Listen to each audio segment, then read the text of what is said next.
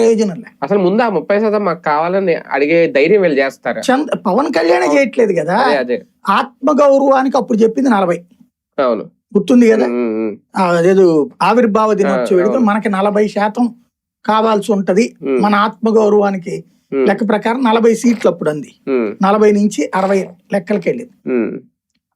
తర్వాత ఆత్మగౌరవం అంటే 21కి ఆత్మగౌరవాన్ని పక్కన పెట్టాము, తప్పనిసరి పరిస్థితుల్లో చేస్తున్నామని చెప్పారు.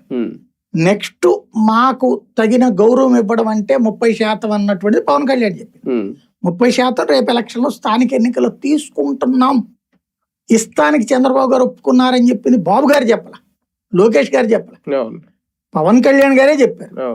ఆయన చెప్పిన మాట ఇప్పుడు ఆచరణలో బాబు గారు పెట్టాల్సిన పరిస్థితి.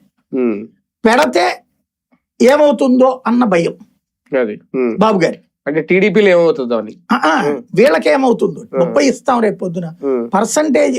ఇప్పుడు ఆ మధ్యన ఇతను ఎవరు మాధవ్, మధుకర్జీ ఇద్దరు వెళ్ళారు చంద్రబాబు గారు ఈ స్థానిక ఎన్నికలకు సంబంధించి. మాకు వాటా మొన్న 5 ఇచ్చారు కదా, 10% దాకా కావాలని చెప్పేసి.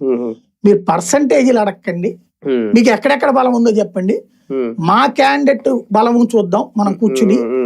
మన ముగ్గురు క్యాండిడేట్లది ఎవరెక్కువ బలవంతుడో ఆ సీట్లు మీరు అడగడానికి కరెక్ట్గా ఉంటుంది. అంతేగాని ఎంత పర్సంటేజ్ 1, 2, 5 ఇట్లా లెక్కలు వద్దు అని చెప్పారు. అలా చూసుకుంటే బీజేపీకి 0 వస్తుందేమో. అదే కదా, అంటే వీళ్ళ బలంతో పోల్చుకున్నాడు బీజేపీ బలం ఆటోమేటిక్ తక్కువ ఉంటుంది ఎక్కడైనా సరే, నో డౌట్ అందులో. అప్పుడు ఏమనంటే అదే కదా, జనసేనకైనా అదే పాయింట్ చెప్పుంటారు.